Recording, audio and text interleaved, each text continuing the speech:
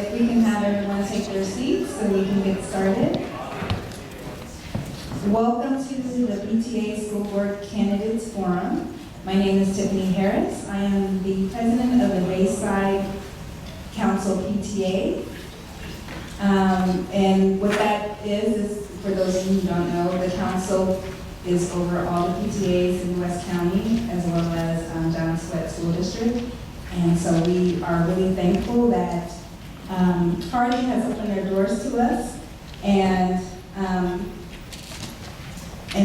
we really thank the candidates for coming, and we acknowledge the support offered by the PTAs, and especially Harding. We want to especially thank Jessica Jones for having us here.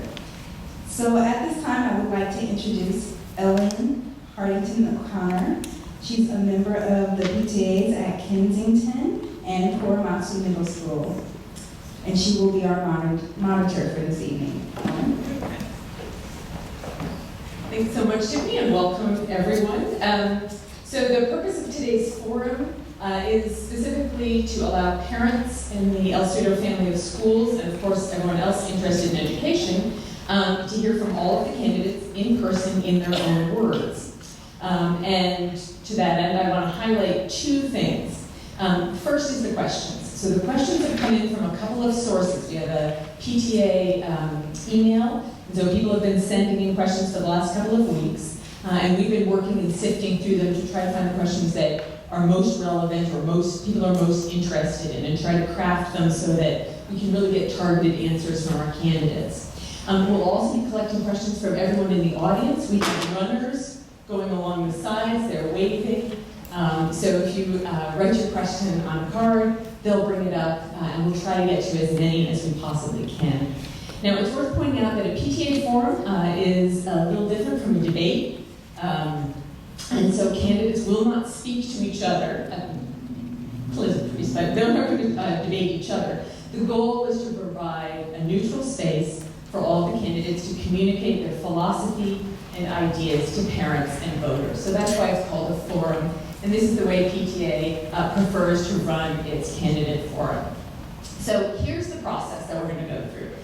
All of the candidates are seated here in random order, so and each one will have a chance to answer a question first. So we'll cycle through the questions so everyone will get a chance to be the first person to speak, and hopefully everyone will get a chance to have the last word as well. We'll begin with 1-minute opening statements from each candidate, and we'll get through as many questions as we can. Now, to keep us all honest, we have Colin Ransdell, an El Cerrito parent with 2 daughters here at Harding, with his stopwatch, or he confessed it was an iPhone, and he has 2 signs, which he'll be showing to the candidate. So I'll ask the question, the candidate begins to respond. When he holds up the yellow sign, you have 15 seconds left, and when he holds up the red sign, you will stop. So very straightforward. The idea is to kind of move quickly, get straight to answers, and get through as many topics as we can. So I'm going to start with Mr. Hannes. And our first question came in over email, and it's this. Oh, I'm sorry. Yes, opening statement, Mr. Hannes. Thank you very much. My name is Tom Hannes, and I'd like to thank the Bayside Council for putting on this forum tonight. I've lived in West County for more than 40 years. My kids went through the schools here. I'm very focused on the public. I'm very focused on our schools. I'm very focused on serving the community. I want a great school for every kid in every school in the district. We need to have great academic performance. We need to be focused on that. And I want to make sure that we unlock all our students' potentials. And when they leave the 12th grade, I want them to be ready for college, or a career, or technical education. I want to have an open, responsive, and transparent district that welcomes input from all stakeholders, from students, from parents, from the community, from teachers. I want to be providing plenty of support for all our teachers, for our parents and our communities. I want to make sure every child is going to a safe school, a welcoming place where they can learn. Thank you. Mr. Gosney. Thank you. Very pleased that you all be here with us tonight. You know, said, does anybody here believe that we can do a better job of educating our kids? I know I sure do. I said, what I'd like to tell you a little bit about the school board that I envision.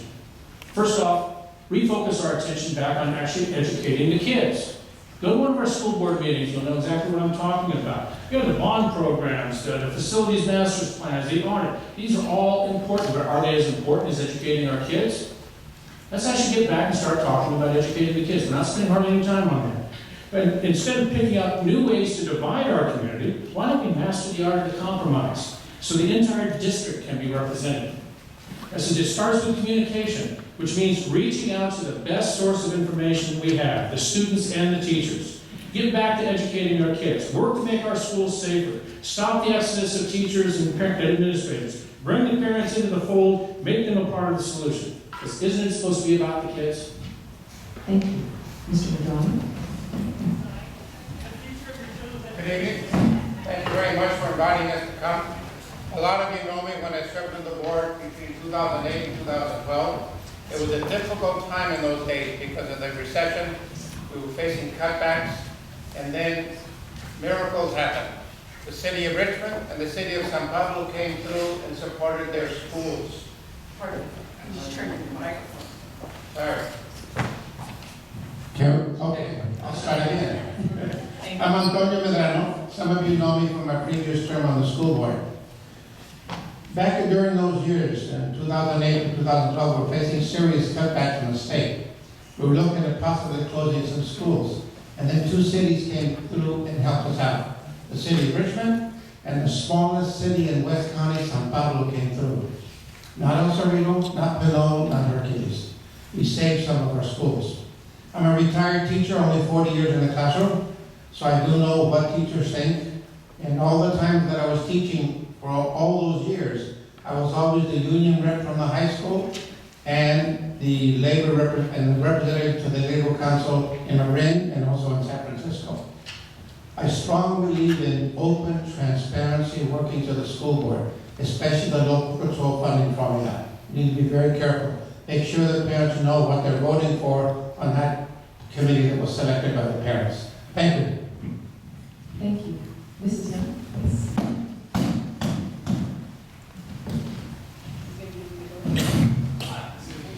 Okay. Good evening, everyone. My name is Ayana Young. I am running for school board because I am a concerned parent. I grew up here in this district. I've been here as either a student or parent for the last 35 years. I went to Pinole Valley High School, graduated from Pinole Valley High School.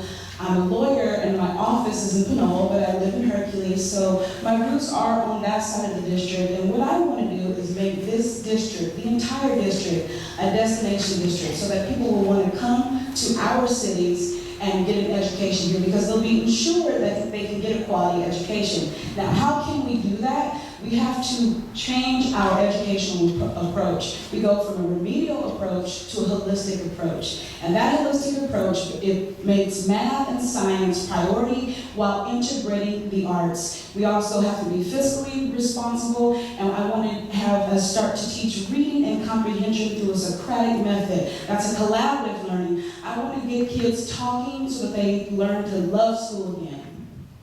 Thank you. Mr. Carvalho? Good evening, and thank you for your kind invitation. My name is Carlos Taboada. I am a retired teacher. I have taught in our schools district, in our district for 21 years.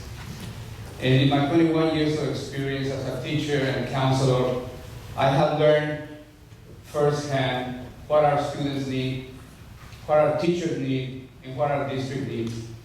I think our students need caring teachers, safety, small class sizes,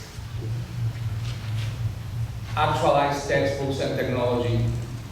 Our teachers need also small class sizes, competitive salaries, and as I will explain later in some of the questions, they need the freedom to design instruction to meet the needs of the kids in front of them. Our district needs transparency and to focus exclusively on teaching and student excellence. We are a school.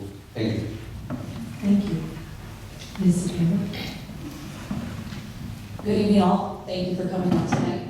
My name is Miriam Stephanie Cepeda. Most of parents that I work with know me just as Stephanie. I have 3 children that attend Chavez Elementary. I've been a member of the Multilingual District Advisory Committee within the district. I've been chair of that committee for the past 5 years. I've been a member of the district local control accountability plan for the past 3 years. I decided to run more on the decision to see that our parent voice isn't really being heard. These committees serve as, to be an active parent on the district, you wanna have input. And currently on these committees that I've served, I really haven't seen my voice being moved forward than just staying within the committee. So it made me wanna move up forward and say, hey, I need to act my voice out now. Most of the children, we have our low test scores. Their reading scores aren't moving up, our math scores aren't moving up, and at these committees, we have the voice to say, hey, let's move the budget around here, let's find different research or programs that we can bring to the table, but we're not looking at the data, so we're not really understanding where the budget should be going. Thank you. Mr. Phillips? Good evening. I did it too. Get the mic, the green mics. There, no? Yes. Okay, there we go. Hello, everyone. No? My name is Mr. Phillips, and I am running for the school board. I am an attorney. I am a former educator in the West Contra Costa USD, in the San Francisco USD, and the Fairfield Sassoon Unified School District. And I am a district parent. I have a first grader in West Contra Costa USD, and my wife and I are proud members of the PTA. So we'd like to thank you all for putting this event on this evening. It's very important. I have a vision for this district, and it's simple. I want every child in our district to attend a safe school where they're engaged and able to achieve academically. My priorities are school safety, student engagement, academic achievement, employee morale, and parental involvement. I believe if we focus on these things, we will have the difference between night and day in our district. And I humbly ask for your vote this election. Thank you. Thanks to all the candidates. So now we'll get to the first question. This is one that came in over email, but there were several similar questions that we tried to combine here. And we're going to start with Mr. Gosney. The long-term facility plan puts several under-enrolled schools as high priority, while Fairmont, which is severely overutilized and seriously dilapidated, has lost its chance of getting rebuilt in the next 20 years. What is your thought on this? How do you think the district should address overcrowding in El Cerrito and in Fairmont in particular? Mr. Gosney. By the time they crunch the numbers, a lot of it are neighbors. That didn't count against me there. A lot of our schools got lost in the shuffle. They're not going to get the funding that they need. There's just no more money left. Fairmont is one of those that needed it the most. It's seriously overcrowded, falling down school, and even worse, you're in a community that they're expecting in the next 5 or 6 years to have maybe another 4,000 to 10,000 new residents. I bet you some of them are going to have kids. What are we going to do with those kids? They haven't really thought things out very much. People are being taxed to death. They're saying, I'm tired of paying. I guess we all got our property tax bills the other day. I don't like seeing all that money going to the bond program, but I voted for every single one of them. If we want to rehabilitate our schools, though, we're going to have to come up with more money. That's because we've got to do something about the overcrowding. We've got to do something about the schools that are falling down, and Fairmont is one of them. I said, if Fairmont is in worse shape than a lot of the other schools, and this community needs it more than a lot of other communities do. I said, but we need to hunker down, try to figure out where can we get the money, how can we make things right. Thank you. Mr. Madrano?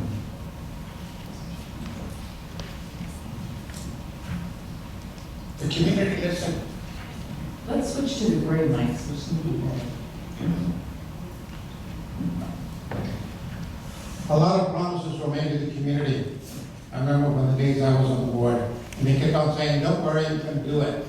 The same promise was made to Grant, same promise was made to Wilson, same promise was made to Lake School, and now we find out that we've ran out of money.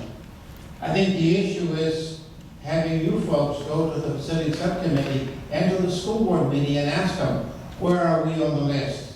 Are there schools that really need immediate attention? Which ones are they? And bring to the school board and to the facility subcommittee the concerns of what condition the building is like, and get them to change their mind and maybe add, if possible, to the 10 schools that will be touched. How? We don't know yet. Rebuild? I doubt it. Thank you. Thank you. Mrs. Young? Is it okay if I ask you? Oh, should we do it? Yeah, absolutely. I'm gonna do it halfway through regardless. Yeah, this is a long one now. Okay. The long-term facility plan puts several under-enrolled schools as high priority, while Fairmont, which is severely overutilized and seriously dilapidated, has lost its chance of getting rebuilt in the next 20 years. What is your thought on this? How do you think the district should address overcrowding in El Cerrito and in Fairmont in particular? Okay, so I'm not really a person that likes the word no or we can't do it. So I like to find ways to solve our problems. And so I think that if other people can go out and get money from private companies and things like that, I didn't know that there's a way for us to find more funding. If we have to go to the state, if we have to go to private resources, we should be able to look at other ways of bringing the revenue in. Not to say these schools can't be built for the next 20 years. I can't even fathom that. So we have to find the money. If we have to, I saw my tax bill too, and so I'm not excited about another bond program, so I don't want to even talk about that, but there are other ways that we can go out and get the money that we need so that everyone in the district is taken care of, they have a school that they can come to, they feel safe, and it's a place where they can come and learn. So I know we can find the money. Thank you. Mr. Taboada?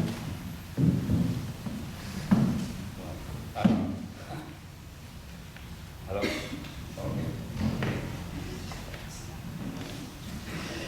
Well, when it comes to finding money, I think that we have a very interesting problem. First, of course, there is not enough money, but I think that we should mount a massive lobbying effort. The state owes us money. Okay, the state has not paid yet its fair share. I think they're short about 20%. So we should mount a massive lobbying effort, and I think our superintendent, Mr. Duffy, should play a key role in securing these funds. Secondly, I think that we should be aware that there is a white elephant in the room that we seldom talk about.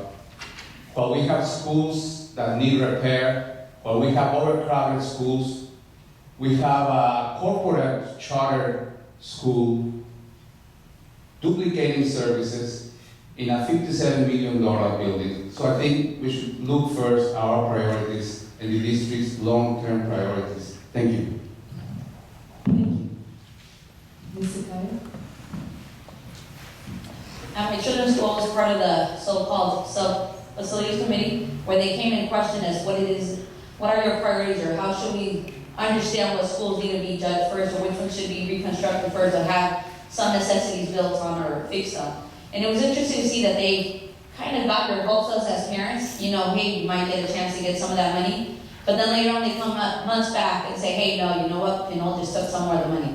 So to see that your school and the grade that your daughter will be going to would be affordable. So when the rain season comes, the cold season comes, obviously she's going to get wet. Our schools want the high attendance rate to come, to bring the money into the school, and to see that you're not willing to fix the schools that have the out in the open field, to not be able to say, hey, you know what, these schools need the most funding. To say most of these schools have they're built to be 300 students and have around 700 students going into these schools. We need to understand what schools really need the priority. We can't have our children in circumstances they can't really understand what they're learning in.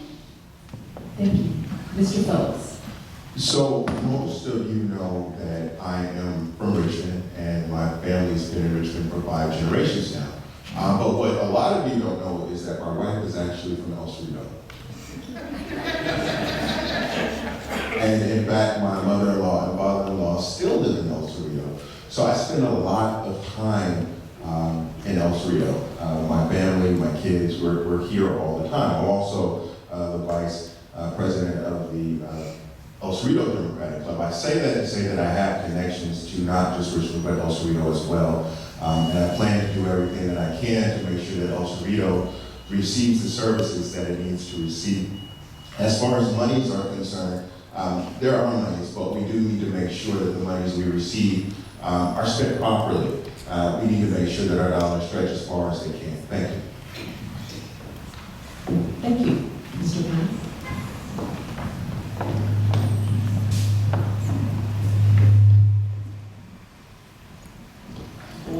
Yeah, thank you very much. So first of all, of course we need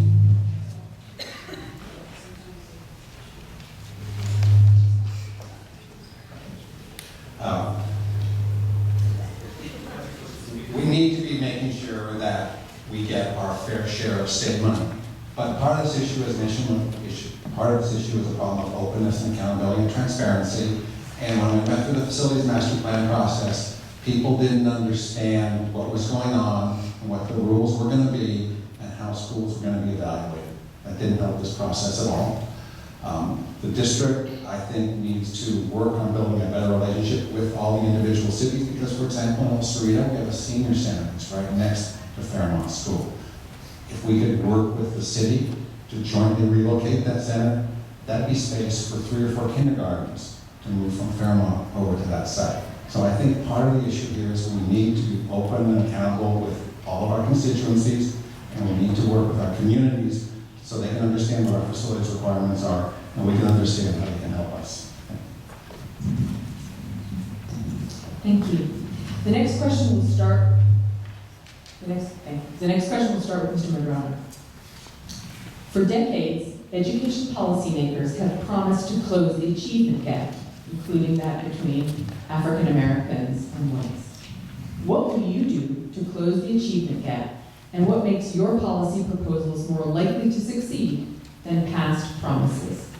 All the past promises that were made, we didn't have specific funds going to low-income English language students and foster kids. Now, for 2 years, we have a whole new funding formula in the state of California, where the money is going to English language students, to low-income students, and to foster kids. That never happened before. What we have to do now is make sure that we decide how to spend that particular money. I've been to many of the LCAP meetings where they make a decision, and many times I've spoken to parents and they go, I just voted for something, but I wasn't sure what I was voting for because it went by so fast. Explain to the parents carefully with detalles. Tell them what's happening with the money. Where's it going? I've asked many times, can each school get a list of where their low-income money is going? Who did you hire? What did you buy? Okay, thank you. Thank you. Mrs. Young? Yes.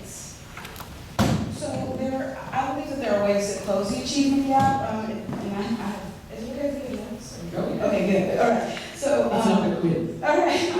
So a rigorous curriculum, longer amount of instruction, motivate to engage, and a link from school to home. And so when you put all those things together, this will help the children to want to learn and give them a better environment so that they can learn. Now, the good thing that we're doing here in this district is that we started an African American parent group, and I'm part of that group, and it's been going on for the last year, and we started a program called Manafikio, which means achievement in Swahili. And so we started a program where it was supposed to go throughout the daytime, but it ended up being an after-school program. So that has started just this month, and we're excited about that. We started with 10 schools, and we're going to incorporate it into the rest of the schools throughout the district, throughout the rest of the year, and that is going to help us to bring this achievement gap closer.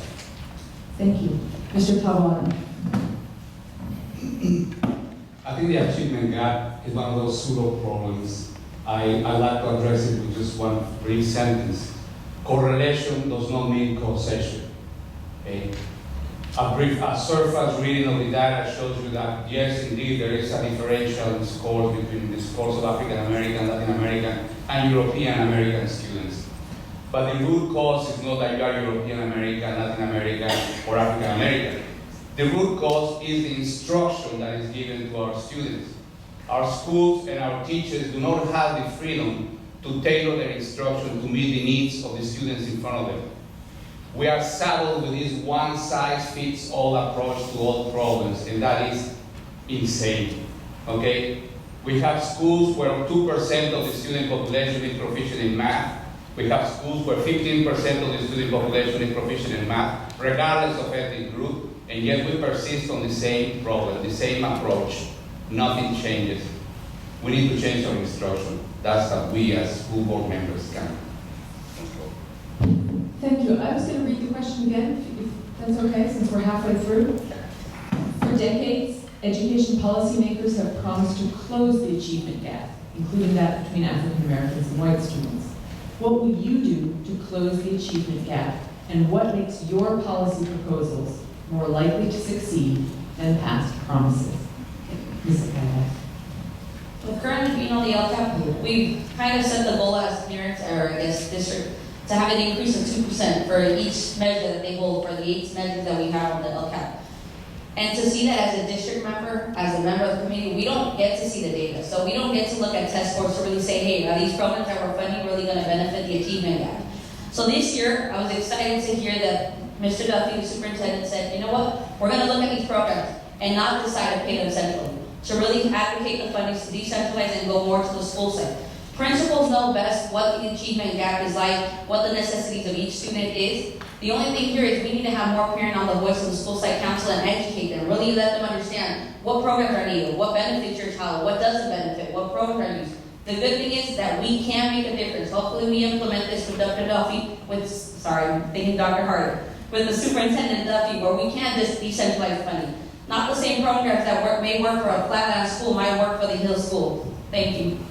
Thank you. Mr. Phillips. On September 13th, my daughter turned 5, so she's a brand new 5. She started school in TK because of her age, and she has now been promoted to the 1st grade. So she's been 5 for 2 weeks, and she's a 1st grader. The reason she's a 1st grader is because we spend time working with her. We have high expectations of her, and we give her the support and the love that she needs to succeed. And that's what all of the kids in our district need. They need high expectations and the love and support that they need to succeed. I believe any child who has that will be successful. That's what I do and my wife do for our 3 children, and that's what we will try to do for all of the children if I'm elected to the board. And how do I know that that plan is likely to be successful? Because that's exactly what we do with our kids, and it works. Thank you. Mr. Pond.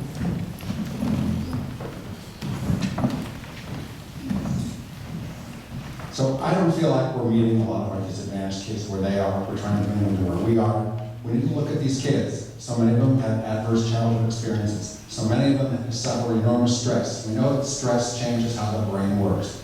We need to be using trauma-informed practices. We need to be providing supports to our students to help them learn better. We need to be providing supports to our teachers who deal with all these kids and suffer secondary stress. We also need to be looking at our LCAP. In our LCAP, we can specify specific, we can say, we have specific interventions that we want to do for specific schools and specific subgroups of schools. But we can't do that yet because we're not looking at the data. We collect an enormous amount of data and we never disaggregate it to see what's working and what's not working. We need to carefully look at our data and then use that data to guide decisions about what interventions do we create to solve specific problems, and then make sure that we do those interventions and nothing else. Thank you. Mr. Gosney. You know, we don't have just one achievement gap in our district. We have multiple achievement gaps. And it's not necessarily because of the ethnicity of the students. It's more economic than anything else. You take a look at the more affluent parts of our community, and the students are doing better than the students are in less affluent parts of the community. And who is in those less affluent parts of the community? Mostly African Americans, Southeast Asians, and Latinos. That's where we need to do a better job of working with our parents to help train them so they can better help their own kids. That means we've got to put our full attention towards the adult schools. In particular, the language barrier is an issue. How can you teach your kids when you don't speak the language in their textbooks? But also, we got a big problem. We need to bring computers and internet access to our students in their homes. Too many of our kids have to wait until they get back to class or wait for a library to open. And in Richmond, hopefully they can find one that's open so they can have to get their access to a computer and the internet. We've got certain areas in Richmond. Ooh. So, well, as luck would have it, we have kind of a follow-up question here that I'd like for us to turn to next, and we'll start with Mrs. Young. And this comes out of a concern about follow-up and pet projects. So, pet projects. So how will you, as a school board member, follow up on programs like those under LCAP that the board implements so that you know they meet the intended goals? Okay, starting with Mrs. I missed the pet project, you said that? Yeah, so it comes out of a concern okay. about selecting projects, following up on projects. Oh, I So let me read the sentence again. Okay, thank you. How will you follow, as a board member, follow up on programs like those coming from LCAP the board implements so that you know they meet the intended goals?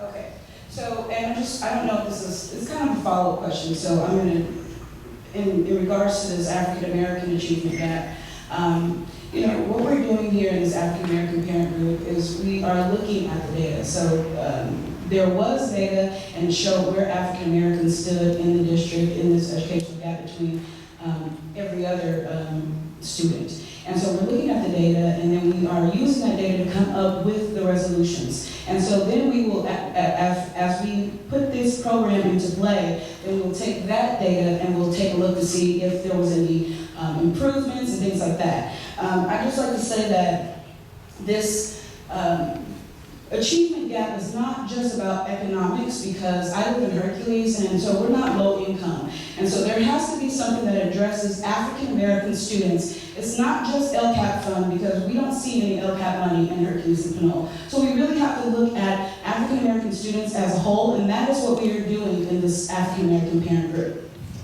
Thank you. Mr. Talawala?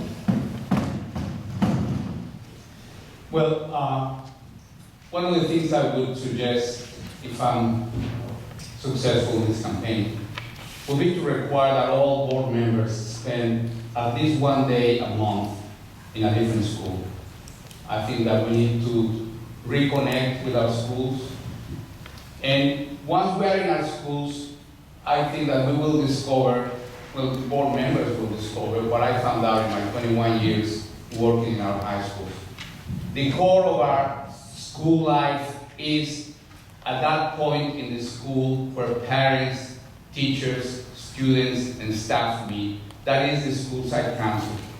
So I will do my best to empower the school site council to be in close touch with the LCAP committees, the parent committee that oversees also the LCAP funding, because that is the hub of the life in a school. Thank you very much. Thank you. Ms. Sakota? I think I can only speak from my experience. Since the past 3 years, we've asked for the data on the LCAP, and we haven't seen much. So I'm excited that this year they hired on an evaluation person.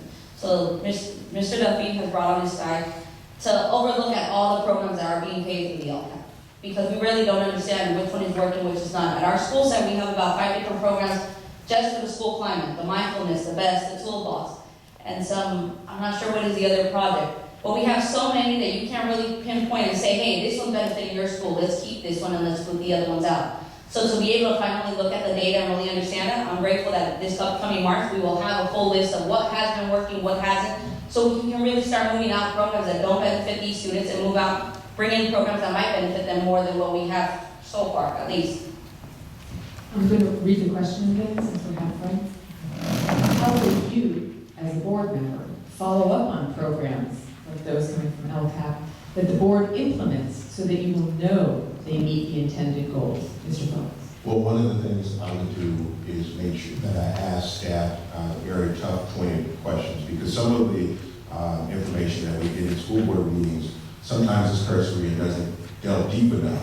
So that's one thing that I would do. In addition, I would make sure that I research the data on my own so I can track where the students are and how the performance is going.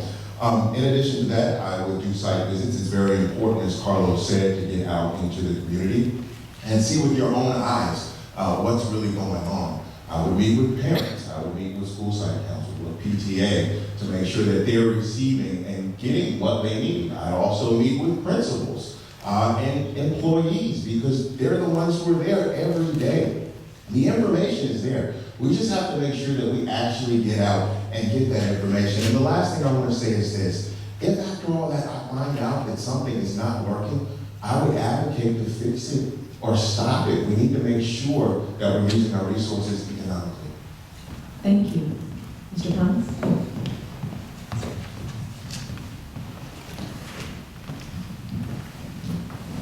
As a member of the board, it's important for me to have good communication with everybody in the district. But at the same time, I'm not supposed to be out there meddling in what the staff's doing. I have to be very careful about that.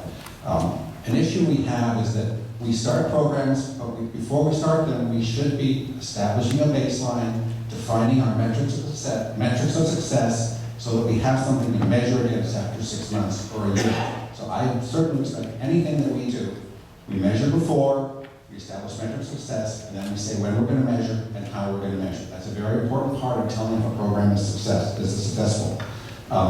I also expect the staff to be reporting back to me on a regular basis about programs, and I don't want to hear about long reports. I want to hear works in these schools, it doesn't work in these schools. We're looking at why it's not working in these schools. We're evaluating what's going on in those schools. I want exception reports. I don't want all the glory data. I want exception reports, and if something's not working, I want the staff to tell me what they're going to do to fix it.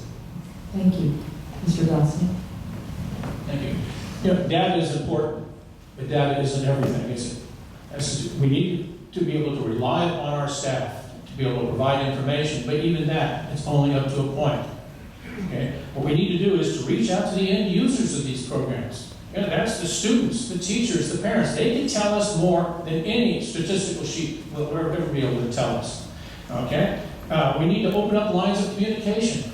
These students, teachers, parents, they need to be able to know, hey, I know how to get a hold of the school board member. I can tell them this isn't working. Because if we find out that something isn't working, I said, we need to stop it or fix it. I said, find something that does work. I said, but you have to rely upon the greatest source of information that you've got. People that are actually in the classrooms doing the work and getting the full advantage of the programs. I said, but without that, we're going to just bound for failure, just like we have been in the past. Thank you. Mr. Monroe? School site councils. The school site council meet once a month, composed of parents, teachers, and students. Those school site councils should be encouraged to ask the question, how are the students doing in English this last semester or this last quarter? Why are they not improving? And hold the principal responsible. I remember very clearly when I was on the board, I was chair of the high school committee. We visited high schools and asked those questions. And one high school, which will go unmentioned, we found out that the African American students were like 1/4 of the student population, yet there were 95% of the expulsions. And I told the principal, that's got to change, use restorative justice, otherwise you won't have a job next year. He's no longer with us today. But school site councils have the guts and determination to ask the principal. They decide how the money is spent. The first data collection should be right there at the school site council. Thank you. Thank you. The next question will begin with Mr. Pawada. Can charter schools work with traditional public schools to fix equity problems? How? Well, I think that the prior question should be, what is the equity in having charter schools to begin with?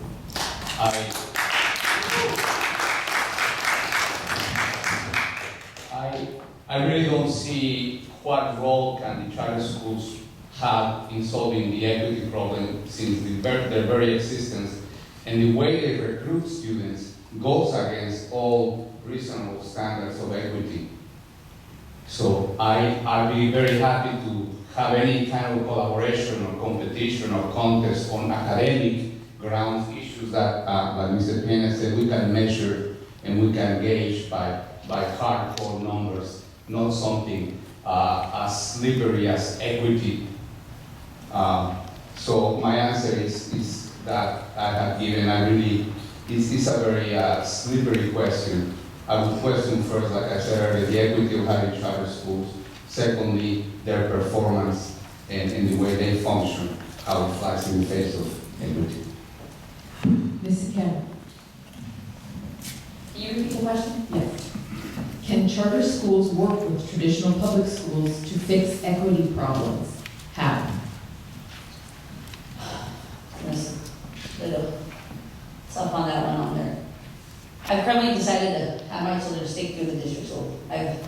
myself to advocate for, to make sure that my school works for my children and for the children that attend our community school. I know most parents have chosen to opt out and find a different way as to where they believe education should work for their children, more on the less of the needs of what they believe that the school district has failed them. If we can't combine different resources as to what's really working for them, why are they pulling our students out of these school systems, it'd be great to find out. But we gotta come and understand as parents, why have you been pulling your children out? Why hasn't the district been listening to our families? It's a struggle. Unless you're willing to continue to fight for the equity within our schools and the equality within the schools, most parents are gonna willing to just come and take them out. But we can't let that continue to be an option for these parents. We have to make sure how we can make these districts better, how we can make sure that our academics are going up. Our principals play a huge role within the schools and our teachers. If they're more than welcoming for the parents and the students, this can change the environment and the school climate within the schools. Mr. Phillips. To the extent that there are problems, and there are some problems in our charter schools, the district reauthorizes their charters. And during that process, I think it's very important for the district to look very closely at the charters and identify things that are not going right and work with the charters to fix those things as part of the authorization process. Because if we have charters that are not properly serving our schools, our students, frankly, they shouldn't be there. And that's very important. As far as equity in the traditional public schools is concerned, if there are best practices or if there are good things that are happening in charter schools, I would be, in my opinion, silly not to try to adopt a best practice just because it came from a charter school. What we're supposed to be doing is doing the best that we can for our kids. Mr. Hunt.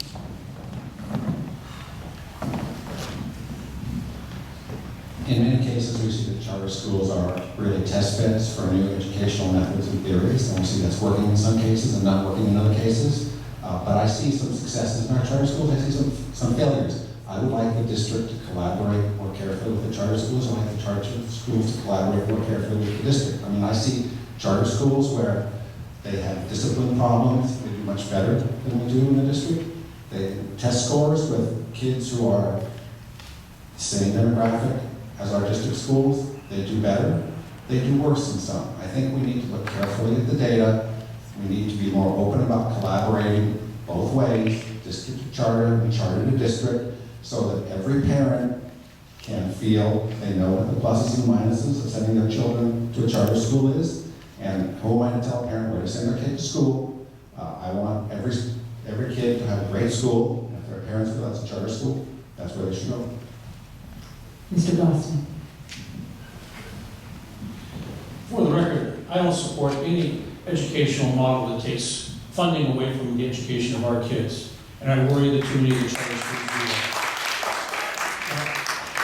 I don't believe there's equity right now. As I take a look at some of the charter schools we have, there's apples and oranges. Take a look at what are they offering, what are they not offering. We had the grand opening of the Spire Charter School right across the street from Walmart. Thought that was apropos. I know it's the first time we come in the lobby. That's where their library is, in metal cabinets. And I bet I've got more books than they have. Strange place. They have no sports programs. They have no music programs, no theater programs, no arts programs. Very little special needs programs. I'm concerned about that thing. But I'm also worried about the corporate model that I'm seeing in some of these charter schools. And in particular, 2 years ago, why is it they put almost $650,000 into electing people onto our school board, and so far, why are they putting as much as $150,000 to date to get a couple of people elected? What are they after? Mr. Dunn. They're after your money, the public money. When I was on the grand jury, I did 2 terms. I was asked the second time to come back by the judge. Our obligation was to look at any organization that's spending public tax money. We'd go after them. I fail to understand how charters can use your money, public tax money, and there's no elected board to oversee the spending of those funds.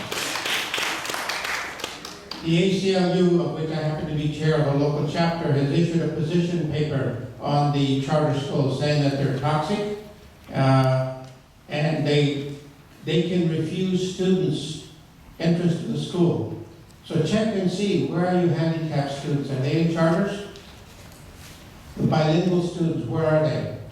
It's a statement that has now become public policy of the state ACLU, and there's flyers on that, so check it out. Also,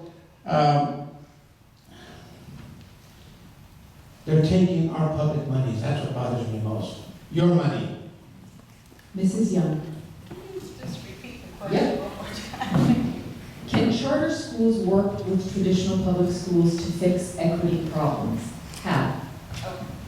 So, just to let you know, I'm the director of the talent show at Stewart, for the PTA at Stewart, and so performing arts is very important to me. I don't see it as an extracurricular activity, I see it as a necessity for, especially right-brain kids in half of our population, right? And so, it's because of that when I thought of charter schools, I thought they were all performing arts schools. So I was like, oh yeah, let's do charter schools, performing arts, and that's what goes on in Oakland. And then I started to realize what's going on in this district, that there aren't very many performing arts schools, that they get a part of our parcel tax, and I have to, and that takes away from traditional schools. And I have to say, it's not just about my kids. I have 7, by the way, and 4 of them are still currently in school. And it's not just about mine. It's about everyone. So I can't say, I'm going to take my kid to a charter school because they'll do good there, while everyone else's kids are just left with the bills. We can't do that. We got to work together. But I will take whatever it is that they might be doing well, and we can use it, but I don't know what that is right now. Our next question is going to start with Ms. Quintana. It's a long one. Class size at my son's middle school is shocking. 40 to 50 kids per class. Would you prioritize class size reduction at the middle and high schools? What other goals would you sacrifice in order to prioritize class size reduction? And that's in middle and high school.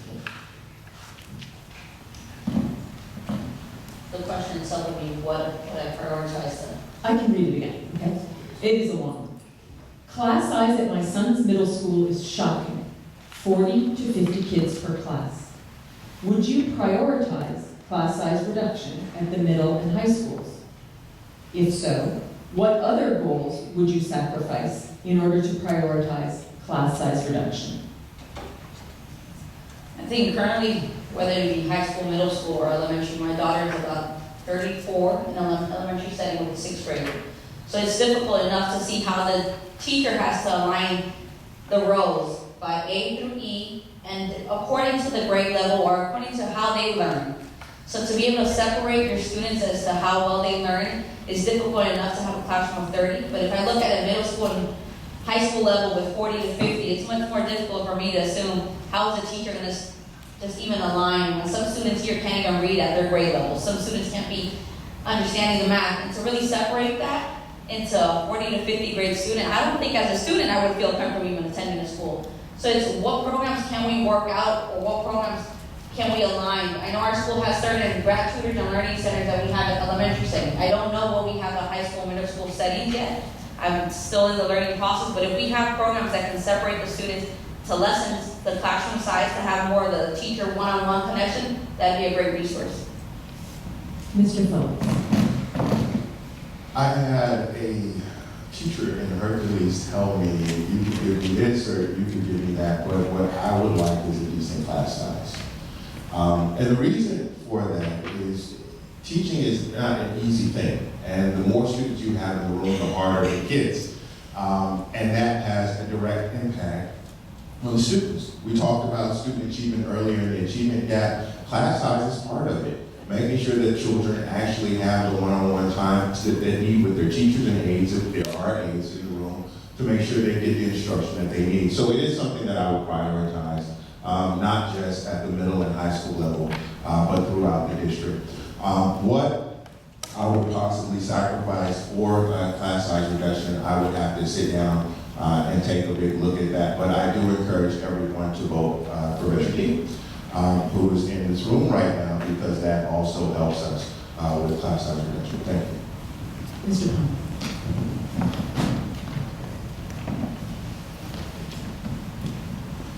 So we have a fixed pool of resources, and that makes this very difficult. But we do need to have, if we want class size reduction, a serious conversation with the community And that's a hard conversation, but we need to be willing down and say, what do you think is important? What are you willing to give up? What do you want to keep? Because we have a fixed pot of money, we're going to have to give up something. And I can't make any specific recommendations about what we should give up, but the school needs to decide if they want small class size or what they want to give up. And I'll also say, I was an early supporter of Measure T, I'm a strong supporter of Measure T, and I'd actually, if we can work over the next couple of years to rebuild the public trust, then maybe we could pass an additional parcel tax to help fund more class size reduction. It's a very important subject and it helps our kids, and I'm very much in favor of class size reduction, but with no bigger pot of money, we're going to have to make some tough decisions, but I'm on board to make tough decisions. I need to hear from the community to know what the decision should be. I'm going to read the question again since we're halfway. Class size at my son's middle school is shocking, 40 to 50 kids per class. Would you prioritize class size reduction at the middle and high schools? If so, what other goals would you sacrifice in order to prioritize class size reduction? Mr. Gosney. You know, the three types of schools we've got, elementary, middle, and high school, they're not the same. We all know that. As in, one of the problems we've got at middle schools, you may have noticed some of those kids are a little bit rambunctious, difficult to maintain. You're going to put 40 or 50 of them in a class? That's just an invitation to problems. And it is not much better by the time you get to the high school level. You have less of a problem with that with the elementary schools, though. And in middle schools and in high schools, you really can't use volunteers, not in the same way as you can in elementary schools. And so we have a need a collaborative effort between the parents, the teachers, the students. What programs do you think we ought to cut? You know, because this is a loaded question. You're not going to ask a candidate up here that question to get a realistic answer. Because I say you're going to cut the sports program, well, just ask that person to vote. And I said, we're going to cut the arts programs. I saw that cornerback over there about the arts programs. Not going to happen. But you're going to have to cut something because there isn't enough money. Mr. McDonald. I'm trying to imagine taking roll with 40 to 50 students in the classroom. Being a retired teacher, that would have driven me absolutely crazy. You have to come up with a whole new method of instruction just to get the point across. The key again is, as I repeated already, school site council, tell the principal, we want class size reduction in whatever class you're aiming at. But he's going to ask you, we can't afford everything. You, the school site council, and the parents and the school decide, if you want that, we may have to give something up, unfortunately. Let's decide together. Is it music? Is it the arts? Is it sports? I don't know.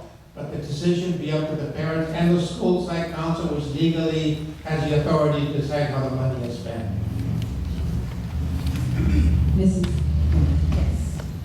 So remember, I don't like to say no, and this is a problem that's happening right now. So it's not like we can just sit down and say, okay, what are we going to do in a couple of years from now? We need answers now. And I would just say that I have a Facebook page where I do all these videos, and you can really hear the things that I'm saying. So I'm going to give an answer to this. I think that we could use some of the money that we use for adult education now. What we can do, and we can address what we can do is we can work with Contra Costa College because they have a really good concurrent enrollment, and also you can take 5 units and only have to pay $1. So we can use, there are ways that we can work with with this college so that we can get the adult education we need there. We can use some of that budget to address this issue. And until we do, there is something on the internet that talks about how you can deal with a class with 50 people. And so let's figure that out, even though, I mean, that's not where we want to be, but we need to address these things now. They do it in college, so we can do some sort of lecture type of situation, something. Mr. Taboada. Yeah, I agree with you. I think that reducing class size is essential. It's a central problem in our schools. It's related to discipline issues. It's related to special education students. And it's related, I said earlier, that our students need caring teachers. Well, if you're a caring teacher, you can't spread your caring to 50 students, particularly with these wide differences that we encounter in achievement among our students. I think that one way to increase the pot of money is, like I said earlier, we must mount a massive lobbying effort to have the state increase its share of the money that we are due.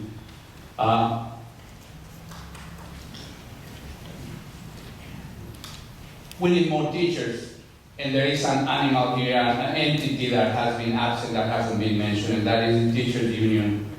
As I've participated in several bargaining sessions, and that has always been the choice. More money or class size. Thank you. Our next question, we'll start with Mr. Phillips. What ideas do you have to challenge our high-performing students, and not just having teachers focus on the students who are doing okay or struggling? So I started out in this discussion talking about my own child, and we've had a very difficult time with her.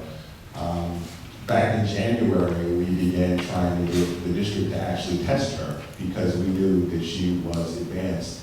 And it took about 10 months just for the district to do the testing that it needed. And that's why she got promoted to the first grade just today, even though school started back in August. We do have children, even though there's this stereotype and labeling about our district that all of our children are struggling. It's not true. We do have children that are doing very well, and we have to make sure that we have programs for them that challenge them.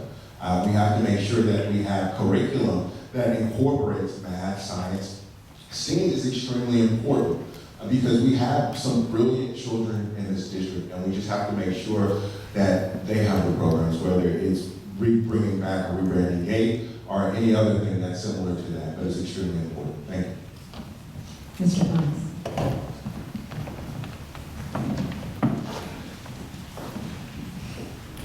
I think the school site council is a very important component of solving this problem. The school site council include parents and teachers, principal. They know their students the best. I think it's a different solution at every school. I think it's a different, because we have schools all over the range of proficiency, but there's great students at every school, and we want every student to be a great student. So we need to be working with the school site council. They've got control of some money, and I would like to see the school site council help the board and help the staff decide what we can do at each school to challenge the school students at those schools. Mr. Gosney. It's a very local problem. I'd like to see the school site council. I believe we need to set the bar higher for our high-achieving students. Some of you may know that the past 11 years I've been one of the administrators of the Ivy League Connection. It's the most successful program in the history of our district. We've awarded over 326 scholarships to date. We have got about $6 million in financial aid to our students to highly selected universities. And highly selected universities are important. What we try to do is make sure that our students understand there's more out there than just the UCs, just the Cal States, where the UCs have 1,500 students in their freshman chemistry class. That's where they have zero money to offer the kids. We try to tell these kids, you go through that door, there's a whole new world out there. Because the problem is they don't even know about that, what's on the other side of that door. Most of them don't even know that door exists. We're exposing them to the college-going culture, and it's been highly successful to that end. We have kids that just pushing and shoving, fighting with each other to try to be a part of the Ivy League connection. As the percentage of students that have matriculated at college, we finished this since 2005, has jumped from 47% to 82%. That says something about the program. I'm going to repeat the question. What ideas do you have to challenge our high-performing students and not just having teachers focus on the students who are doing okay or struggling? Mr. Madonna. Get the qualified teachers to teach advanced placement classes. That's one way of earning college credit. I was the AP coordinator in San Francisco Unified when I taught over there, and I was in charge of the AP Spanish Lit and AP Spanish Language. And my rule was in my classes, if you come into my class, you will take the AP exam at the end of the year. If you don't want to take it, don't take my class. Go take French instead, don't take Spanish. And I would tell the parents, we're doing this because you get college credit. You're saving money. Instantly the parents' eyes go, what? No one ever told us that. Because if you get a 5, you get college credit. So push that. Also the STEM classes. I encourage students to take classes at Contra Costa College, you know, the dual enrollment that we call it now. They can do it. We have students throughout our district that travel to Contra Costa College for that extra captive class or break or whatever class it is. But keep the emphasis there. It's important. Mrs. Young. Yes. I'm going to ask you just to read the question again. I'm going to answer your question. What ideas do you have to challenge our high-performing students and not just having teachers focus on the students who are doing okay or struggling? Okay, now this is my idea. This is what I'm talking about with this holistic environment. That changes the educational approach from one that focuses on the underachievers while kind of, you know, unintentionally neglecting everyone else. And so this holistic environment starts with math and science, and it integrates arts into this math and science. Now, that way, wherever you are in terms of your achievement, you can grow. So we focus on where you are and you can move forward. So that way we get everyone, and not just the kids that we help, but we focus on these kids that are already achieving. We do put them into the concurrent enrollment program that is in Contra Costa, at Contra Costa. You can start that in the 4th grade. I started my son in the concurrent enrollment, and in the 9th grade, he ended up with 14 units when he graduated from high school. We also need to expose them. I took my son to Washington, D.C. to visit Howard. He now wants to go to Howard University, and I know he's going to get there after he transfers from Contra Costa College. But we got to get them the exposure and get them into the classes that they need. Mr. Tawala. Well, implicitly your question is that we are focusing on all the other students, and the truth is that we are not. We are not focusing either on the low-performing students, and we are not giving adequate attention to the high-performing students. I think that what we need, and I'm going to read to you a little paragraph from the strategic plan from 13 to 18, and it clearly indicates to the root of the problem. It says that there are many groups engaged in the issues, but without a district-wide vision. Initiatives and partners operate independent of one another, creating inefficiency and ultimately falling short of their potential to further student success. I think we need a comprehensive academic reform and take a look at the programs that we have and, without mercy, throw out the ones that we don't need, the ones that are superfluous. And that way, I think that we will be able to focus our attention both on the high-performing students and the underperforming students that do need our attention. That has been a problem for decades. Thank you. Ms. Cepeda. I think as a district, we have been focusing more on how do we close the achievement gap, and we do forget about the students that are high achieving. The whole point of closing the gap is more of making sure our students are moving up and not holding those students that are high achieving back. And if you look at it, I heard years ago there was a valedictorian in Cerrito, and they mentioned that once they got to the university, it felt like nothing because they really didn't get taught to the level of the education of the university. But when I look at school site councils, we had a lump sum this past year to vote on what we needed. And I asked the principal itself, it's how do we make sure that the teachers are getting what they need? Most of our students are back. I think we got about 50% that met the level of math scores with the state's test scores. And we were able to vote on a program that we're going to try to see how it implements, but it focuses on dividing the students based on small groups. And this math program, once their teacher focuses on the needs of that student, these other groups of students can be on the tablet, focusing on, and it bumps up your grade level. It's much more on how academically you are, and it keeps bumping up. And there's a person across the internet helping you out along the way. The teacher can always have feedback as to how she can improve that service. The next question, we're going to start again with Mr. Thomas, and we're going to combine two questions here, because the first is kind of a fast palate cleanser, and then we'll allow you to elaborate for the rest of your minute. So, how many school board meetings have you attended in the last 6 months? And once you're up on the stage, how will you prepare for board meeting action items to independently evaluate them? So thank you. I think I've been to all school board meetings except 2 in the last 6 months. I probably missed 1 or 2 every 6 months. And I speak frequently, but I'm not on the other end of the receiving system yet. But preparing for action items means studying. It means talking to the community. It means talking to the impacted parties. that can be students, that can be classified staff, that can be our teachers, that can be different groups. You know, we have a lot of community organizations that work with the district, talking to them. So we need to be interfacing with all, I would want to be hearing from all the different parties who are going to be affected. Also, if it's any kind of policy decision, there's public policy institutes I want to be consulting with. And if it's something that's kind of an educational issue, which I'm not familiar at all, I want to be contacting like the State Board of Education to get input from them as well. Mr. Gosney. I never understood this, why some people want to say, I want to serve on the school board, I want to serve on the city council, but I don't actually want to go to any meetings unless you elect me. And so that's all about.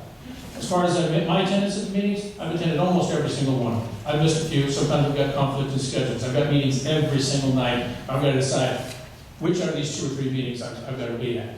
If you're during the day, I got all kinds of time. Night's a different story. How do I prepare? Hey, I'm one of these people that actually reads the material. You know, I had a 1,500-page forensic audit. I actually read it all. I guarantee you some of the board members didn't do it before they voted on it. I said, but prepare for it. You know, and you see something on there that on the agenda that you don't quite understand, you go to the appropriate person in staff and you ask the questions you need, so you don't waste people's time at the meetings itself. If it's something that everybody might be asking a question on, that's one thing. But if it's just, I don't understand that sentence, let me go ask the proper staff person. You do your homework in advance. You come prepared. Maybe then our meetings would go a little smoother. We wouldn't make quite so many mistakes. Mr. Madrano. It's obvious that when I was in the school board before, I attended all of them. But in the last year and a half, I work in coalition with a group of parent groups, Building Blocks for Kids, the Rice Center, Latina Center, Cerrito Latino, that oversees the expenditure of funds from local control. And when they ask me to come and help the parents speak before a school board, I'm there for that. I always have told the parents, if you're afraid to speak up, you're too embarrassed, I'll go with you and stand with you at the podium. And they better treat you with respect. So I have been to those meetings, probably once a month I've gone to those meetings with the parents. I want to encourage the parents to go. I was the one that pushed for the parents to speak in Spanish, and then translate into English for the board members. In the past, I would speak in Spanish and no one knew what they were saying except the board members. So we need to change that. We need more parent participation. Thank you. I'm going to reread the question since we're not going through. How many school board meetings have you attended in the last 6 months?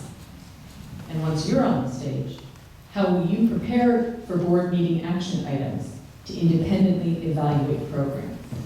Okay, so I have been to 0 board meetings. I go to the African American parent group that is working with the district, and they take the information back to the board. I go to that meeting every month. Now, this is the other thing is this. The way I will prepare is to talk to principals, talk to staff. I do that now just to see where they are in terms of what they need and what's going on in their schools and the different problems they may be having. And I would use that to prepare for meetings and also read the reports. But I want to bring a difference to these meetings. I don't like to, even though I'm a lawyer, I don't like a lot of adversarial conversations and things like that. I like to bring people together. So I like to spend my time at a meeting where we're getting things done rather than going to the meetings where everyone's fighting. But as a board, or people are upset and arguing about things, but as a board member, I will be prepared and ready to bring people together to work, to get this school district where it needs to be. That is the type of person I am, and that's what I'm going to do. Mr. Taboada. Thank you. Well, during the past 6 months, I've attended five board meetings. And the way I would prepare for the board meeting action programs is slightly, pretty much the same way, with, of course, with the appropriate difference, the fact that I will be on the other end of the microphone. But I will do, with due diligence, research every item, speak, consult with every concerned individual, every concerned institution. All parties that will be affected by the decisions taken by the board should be consulted. That should be a norm in my procedure. I believe strongly that one of the fundamentals of our democratic society is that no one should be affected by decisions on which he or she did not take a part in making. That would be the norm that I would follow. Ms. Cannon? Honestly, I don't think I've kept count as to how many meetings I have attended. I know I can just name off the part when we were searching for the superintendent, attending meetings just to help parents translate for the agency or work with building blocks for kids. I'm not sure if I've kept count. I don't think but I know it's been a little more over 10 meetings for the past 6 months. But how can I prepare? I can just speak from my experience. Just being a previous former president of the DLCAP, I would have to attend meetings with Dr. Carter beforehand to look at the agenda, really study up on what we were going to talk about. Same thing for the Multilingual District Advisory Committee. These are committees that we look beforehand as the chairs, what we should be working on, what's working, what's not, and really educate myself. As the LCAP itself, it's like a 200-page document. So as a parent, I've made it my goal to really understand everything before I can obviously open my voice up to any decision making that we are. But it is something that I will educate myself to be prepare ahead of time before I'm on the table. Mr. Phillips? I want to go backwards just for a moment about the children who are more advanced. We need to make sure as well that we're offering a differentiated instruction. If we have a child that is excelling, we cannot give him or her the same thing that all of the other children get because that's not meeting his or her needs. So in differentiated instruction, we have to make sure as well that we're supplementing the curriculum for these children so they're being challenged. The whole point of sending them to school is for them to learn, right? Not to hold them back, but for them to learn. As far as the question about the board meetings is concerned, I have attended board meetings in the last 6 months. How many exactly, I'm not sure. But when I don't go there physically, I usually watch the board meetings on television. How will I prepare? I will do so by making sure that I read my board packet, communicating with stakeholders, and doing site visits and my own independent research. Thank you. So the next question, we'll go first to Mr. Gosney. The crowd continues to press for specifics. What is your plan if either Prop 55 or Measure T does not pass? Please describe specific cuts you would make.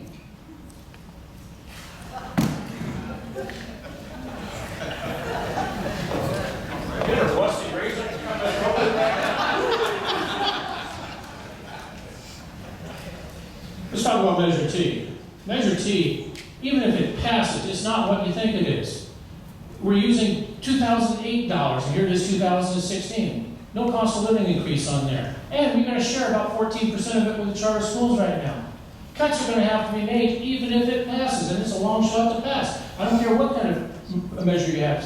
Getting a 2/3 majority is tough to get.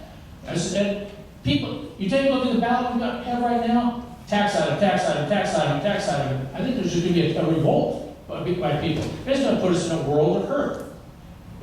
I don't think a lot of these are going to pass. I'm doing everything I can for Measure T. I go full Chicago on them. I'm stuffing the ballot box every chance. I'm recording myself.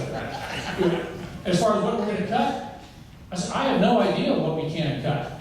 I don't think we're going to have any choice, though, on some of these things. If Measure T doesn't pass in particular, we're going to lose sports programs. We're going to lose counselors. We're going to lose librarians. We're going to lose nurses. We have to make some cuts, and I don't like it at all. So let's pass it. Mr. McGraw. I want it to pass because the discussion on where do we make the cuts will have to be discussed at the school site level and discuss at board meetings and say, okay, folks, this is it. We don't have the money to fund everything. It's got to be a discussion with the community, with the local school committee, and then later on, you all come to the school board and say, please, at our school, keep this, this, and this. We don't want to give up this, but if we have to choose, this is what we should choose. Discuss it with the community, be transparent.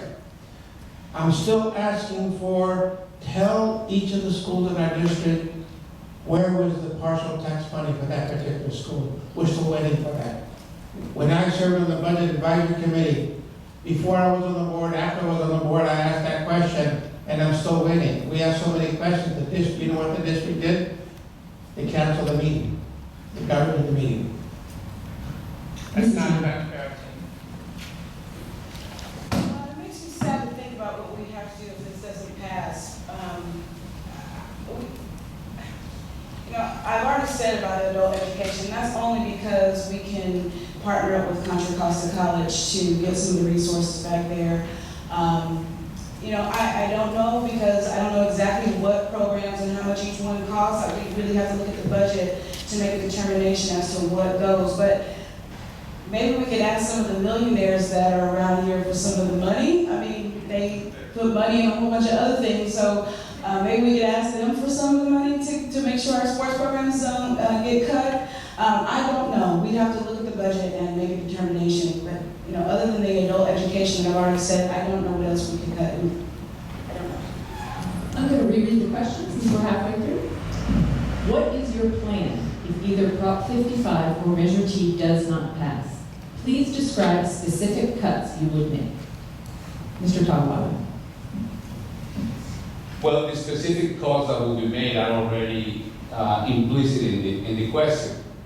If Measure T doesn't pass, we will have to cut some of our most basic programs, nurses, counselors, sports, they will have to be reduced. And if we still need to make further cuts, we're going to have to bargain with our union. They will have to also make some hard choices. Not all the choices will be our choices. It will be the result of bargaining with the union and being absolutely transparent with the community, and also taking a hard look at the issue that has been mentioned here in this forum earlier, and that is the hemorrhage, the financial hemorrhage that is represented by the charter schools. We already mentioned the parcel tax, $2.3 million. Add to that the ADA, that's this year $25 million. Ms. Ikeda. I think as a parent, we don't want to see these services cut. We gotta be all supported by the parcel tax or the Prop 55. But when I look at it, if we can't look at the full budget, I mean, as parents, we don't get transparency issues as to see how much really is it funding, how many positions are really funding, because some of these same positions, you see them under the LCAP as well. But if we look at it, I'm not sure how beneficial it is if we look at the data. We're funding full day kinder. Some parents have the issue of transitioning from pre-K to full day kinder, and then having a 5-year-old all day, and it's not really improving data. How do we cut back those hours? Or is it that we need it? If we look at some schools, we're hiring 2 school community outreach workers. Currently, some of those positions aren't even being filled, but we're having the funding go to them. There's different programs out there that we're funding for, and at times they're not even fulfilled. So if we can't look at where the money is really going and understand, is it something that can we work with to boot it out, or is it something that we need to continue to keep? Mr. Phillips. So the question really is, what do these funds pay for? So, for example, with Measure T, it pays for some teachers, it pays for counselors, it pays for after-school programs, it pays for art. So these are the things that Measure T is funding, right? So if that funding source goes away, those are the things that obviously are in danger. And that's another reason why it's so important that we actually do work to pass Measure T. But if I had a red pen and I could start lining things out, because I think that's what someone is asking, one of the first things that I will start with is all the consultants that the district hires.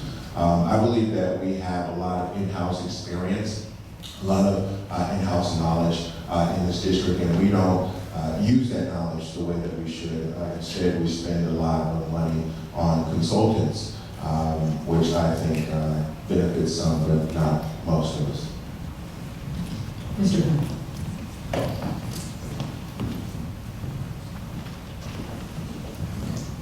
Thank you. And I'll agree with Mr. that we have a lot of consultants who need to be evaluated. But beyond that, I don't have specific things, but I have a specific process in mind. When we redid our facilities master plan, we had in essence what turned out to be a very elegant process, but nobody understood it till the end. That was very unopen and untransparent. That would have, I think, we would have had a much different result out of the facilities master plan process if we had had a open and transparent discussion of how the process was going to work and how it would play out. So I would want to do the same thing here. I would want to have whatever we're going to put on the table. We have a very open and transparent. Everybody understands how it's going to work, and then we have to go through an extremely painful exercise. We have to involve the entire community, we have to involve the school sites in deciding what would need to be cut. Okay, our last question will begin with Mr. Madrone. If you could teach one day of California history to students, what event would you cover and why? Are we talking about California history? California history. Read the book that just came out 2.5 weeks ago called Genocide, California Indians. The myth about the missions. It was atrocities being committed. And with the 49ers, we almost wiped out the entire Native American population of California. My grandson, when he was in high school, was at one of the projects was to build a mission. And then I told him all the facts, so he proceeded to put the skull on the entire building. He said they destroyed the Native Americans of California. I should say I'm part Native American. My grandfather was a Yaqui Apache from the state of Sonora, worked in the mines of Arizona for 20 years, and that's what killed him.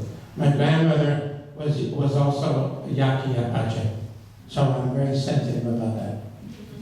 Mrs. Young. One day of California history. If you could teach one day of California history to students, which event would you cover and why? I think I would teach about the movement of the Black Panthers in the Berkeley area because I think that after what's going on right now in our country, the race relations that we're having, the African American men being shot and women being killed, I think it's important for Black kids to know about what we can do as a community, how we can stand up and say, no, we're not going to do this. We can protest, and we can get the word out about how we want to be treated in this country, how we should be treated in this country, and just give them some motivation about standing up for our rights and doing it in a way that people will want to hear us. Mr. Taylor. Well, if you had asked me what my philosophy was, I would have answered that question easier. But I would classify myself as a progressive pragmatist. And I would teach my one day of California history would be a vision of those days when California was being built from scratch. I would look at the positive sides, at the energy, the vision, the philosophy that, well, you have a vision and, well, let's do it, let's act on it, and let's see if we can bring it to reality. I would also point out the fact that sometimes this vision, no matter how much we believe in it, needs to be reassessed, needs to be revalued, reconsidered. I will also look at some of the issues that Mr. Medrano mentioned. I read extensively about, I even saw the movie about the history of Ishi, one of the last American Indians, and well, my time has run out. Yes. I think I would follow up with Diana, and it would have to be more on the Black Panther movement. It was interesting to me to understand the story back at our last staff meeting at BBK, where we took a field trip to the Richmond Museum, and to never have understood this back in one of my high school days, what it really meant, or how the Black Panther impacted the society.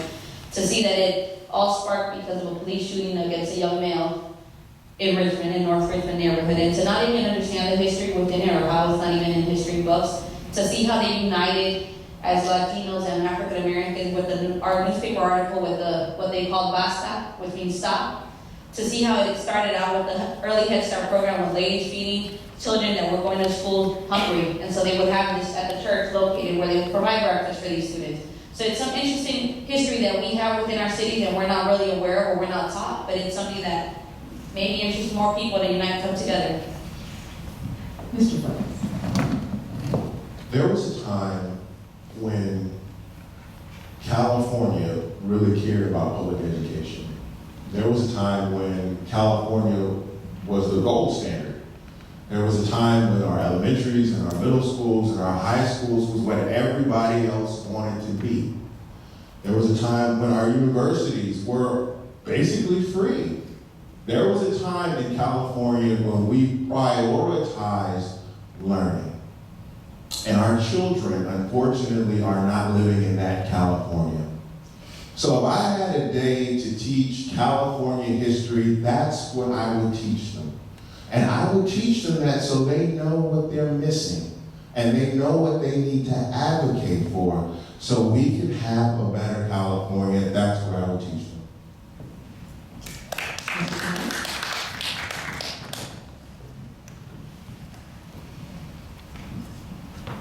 You asked for a date. I can give you the month and the year. It would be the day that Juan Batista Anza and his expedition arrived at Mission San Gabriel in January of 1776. It might have been the 17th, I'm not sure.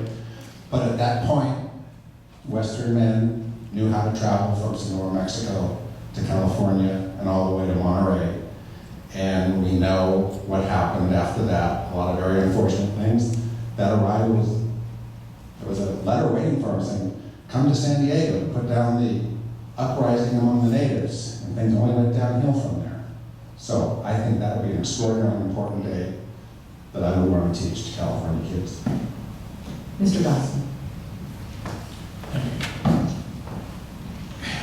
I think I'd take our kids back to the early part of 1942, where it became the official policy of the United States government to intern 127,000 Japanese Americans based only on the fact that their families originally came from another country because they weren't white. And so that's an embarrassment. We need to make sure it's never forgotten. Oh, here's a little hint for you too. You know, in the state of Hawaii, they never interned a single Japanese American except for cost. They weren't worried about them at all. But here in California, we were scared to death for them. We put them all away. We stole their property. We took away their human rights, their human dignity. That's an embarrassment we need to make sure that our kids understand. This set the tone of racism for white supremacy in our country for decades afterwards. We need to make sure they understand it can never happen again. Never again. Please join me in thanking all of our candidates.